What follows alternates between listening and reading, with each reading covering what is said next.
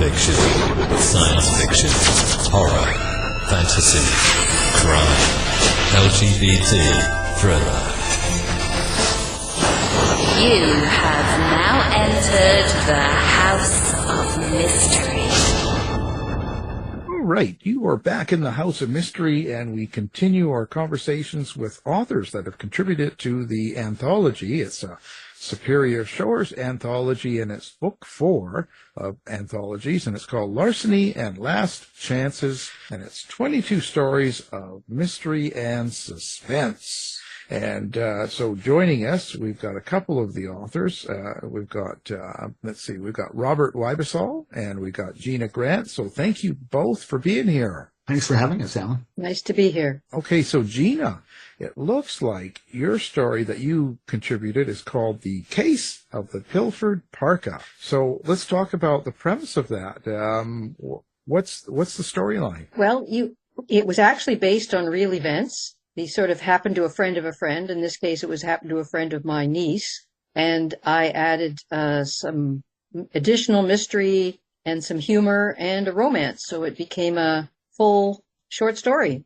And so where do you get the inspiration for that? I mean, obviously it's from a real thing, but where do you get the inspiration to actually put it down on paper and write? Like, are you a natural born writer? Oh, I'm a multi-published writer, yes. And I have recently switched to the mystery genre. I had been writing action, adventure, and romance and various other things, and fantasy, but now I'm writing mystery.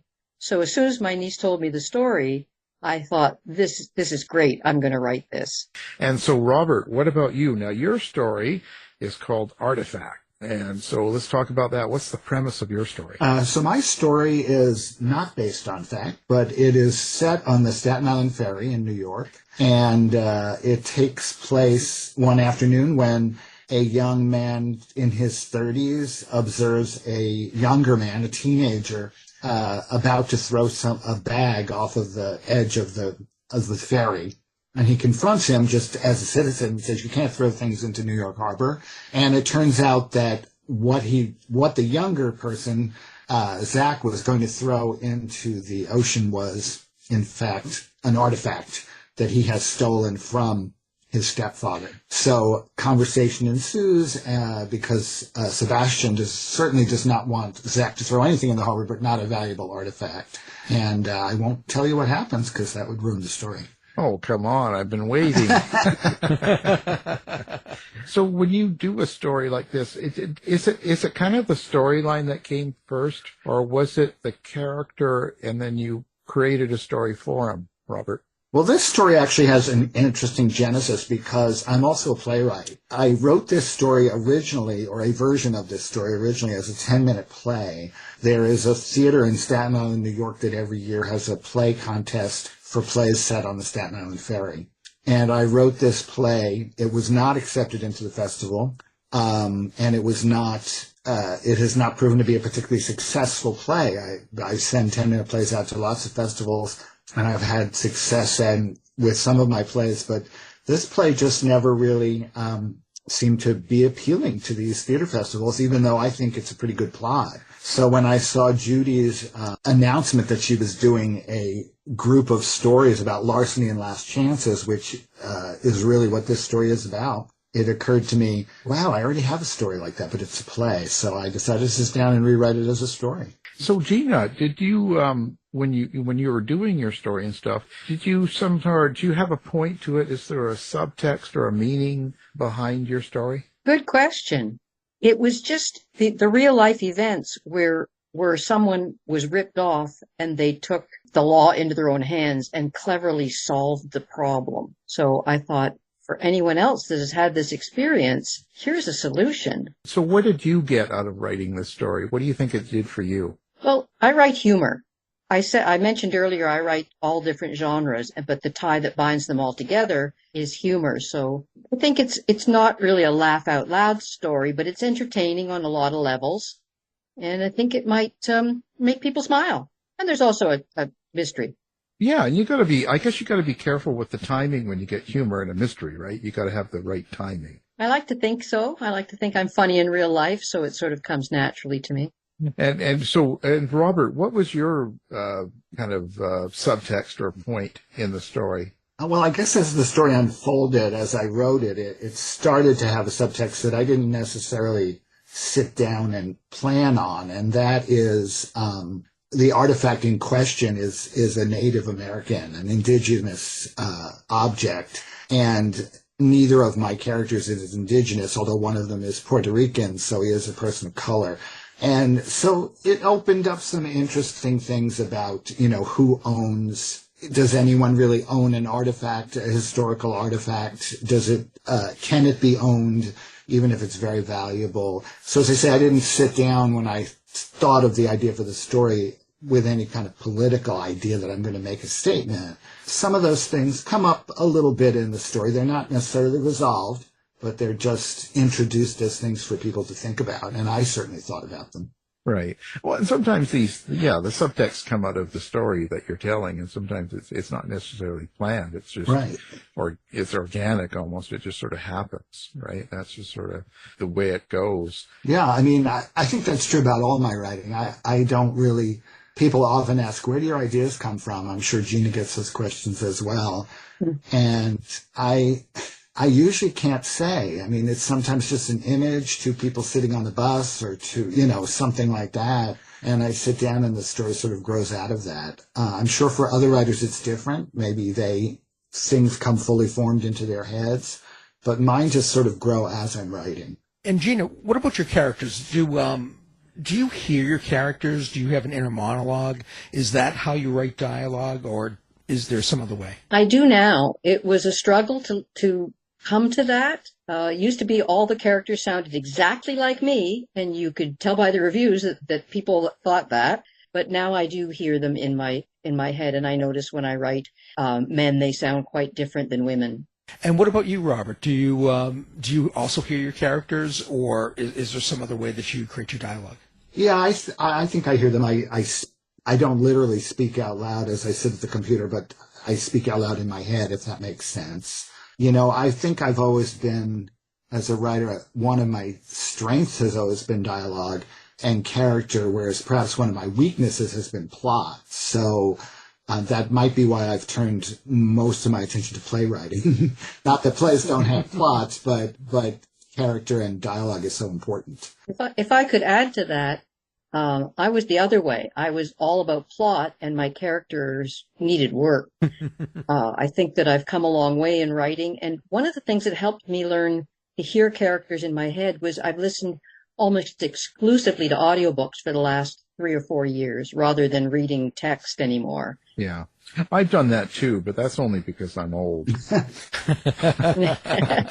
kidding. I do it because I'm old, but Gina is correct. If you get a good audiobook reader, the right actor, man, they really bring it to life, don't they? It's fantastic. Yeah, I think that's the key.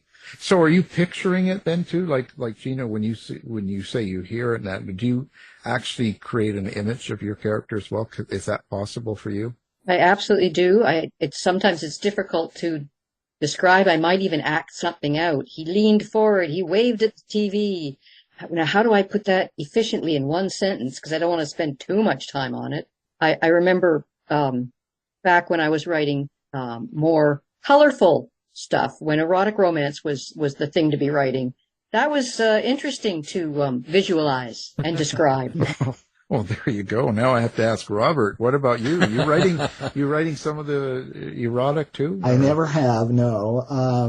Yeah, I mean, I think that's the thing about writing. As Gina said, you don't want, when you're describing something, you want to describe it well, and you don't want to use too many words. So, most writing is editing. So in finding those perfect words to describe the way a character is leaning over is really, when you find it, it's just such a great feeling as a writer that you just zeroed in on exactly the right description. And it's going to be a lot tougher. Like with doing it in a short story, I always wonder, because I've never done a short story myself. So when you do a full novel or book, you have a lot of room to describe the history and the characters and the life that and the reason why they do things that they do. It's easier to describe that and get the reader to know that. But in a short story, you've got a lot less room to do that, so you've got to choose your words wisely. Do you have a method, Robert, yourself?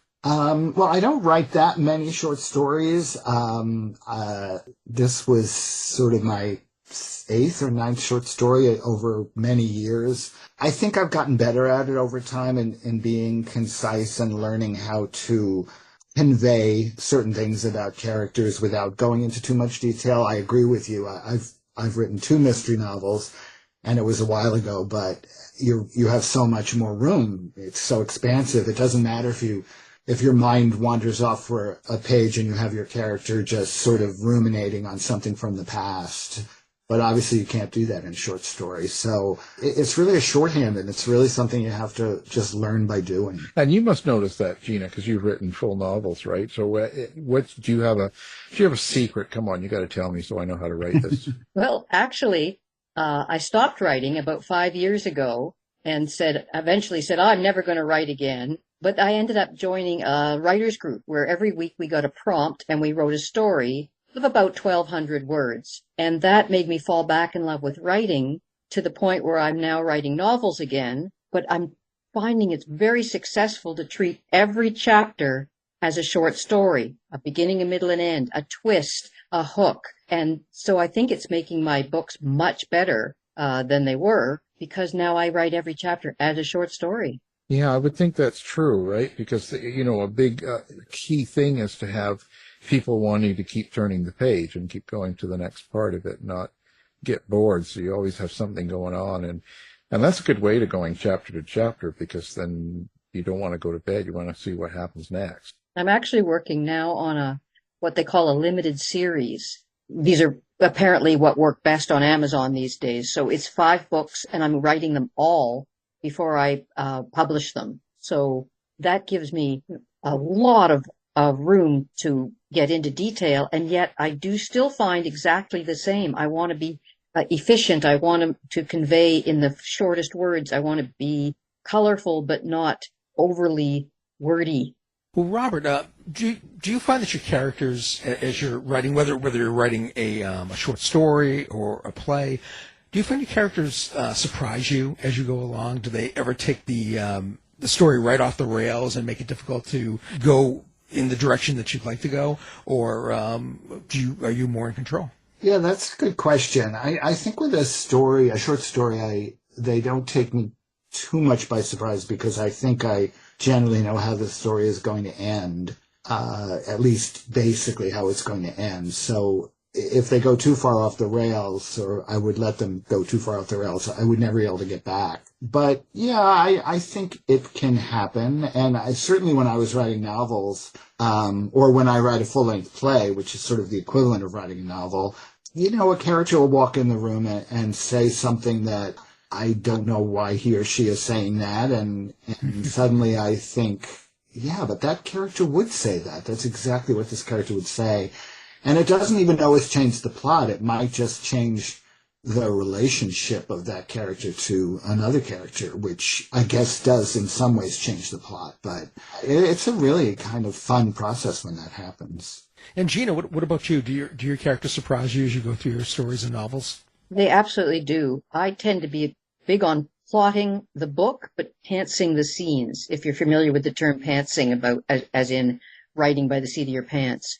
So I know what the scene's supposed to accomplish, but I don't know how it's going to get there. I have no idea how it's going to go. Geez, I never write with pants on, so yeah. I mean, come on, they just get in the way. So Robert, do you think about how you write your bad character and the evil, and how you describe things in your book? Yeah, my stories and books don't tend to be particularly violent. I mean, obviously there are murders, there's mysteries, there's deaths, but I don't tend to go into the really gruesome details. That's not really the genre I fall into. But as far as characters, I mean, I absolutely love writing bad characters, and I would imagine Gina does too. I think most writers do.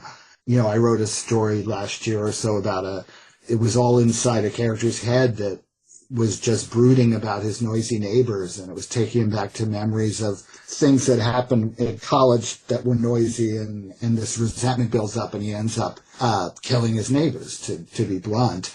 And I just loved getting inside the head of this sort of reprehensible man who didn't see himself that way at all. He thought he was a victim, that he was being picked, that his neighbors were making noise. Poor, pitiful me. So I guess what I'm saying is this: I like digging into the dark psychology of characters. The visual violence, there's not that much of it in my work. Oh, I thought you were going to say you just loved getting into killing the neighbors. Well, yes, but I mean, even when I killed the neighbors or when he killed the neighbors, it wasn't, I didn't have bodies torn open and the innards described, as some writers are very good at that kind of, those kind of effects, but mine is more of a psychological thing.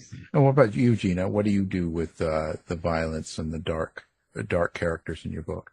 I have written dark scenes, but they're really not my style. They almost are. Well, I tend to try and go for a balance of comedy and drama. By and large, even in my murders and my dark scenes, I have a lot of humor. People fall down and the syringe full of poison goes in the wrong place and that sort of thing. There you go. That's the scene. Okay, so let's talk. Now, Gina, do you have social media, website, all that? How do you like readers to follow you? I have just got a new website up and running at ginaxgrant.com, and you can click on the button and sign up for my newsletter. I have not sent any newsletters out yet. I just jumped on this as a new social media way to reach my readers. But I will be providing short stories and humorous anecdotes. And I'm big on Facebook. I'm not active on Instagram or Twitter, X, but I'm on Facebook. Okay, fantastic. And what about you, Robert? Yeah, I'm very active also on Facebook, and I have a separate dedicated Facebook page, which is Robert Weibezahl Writer, as opposed to my private page. And I probably update that not every day, but many times a week with what's going on as far as my writing, other things related to writing, and it's a public page. I'm on Instagram, but I don't really know how to use it very well, so I don't really use it too often. And I have a website too, which is robertweibezahl.wordpress.com.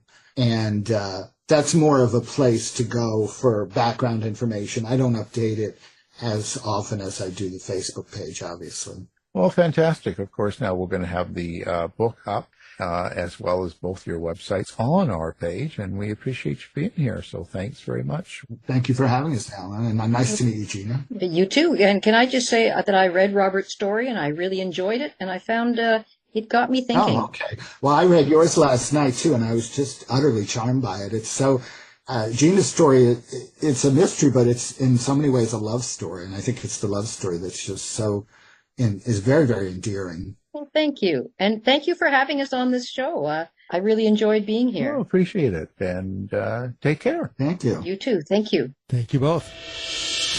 This has been a production of the House of Mystery Radio Show. To find out more about our show, guests, or hosts, go to our website at houseofmysteryradio.com.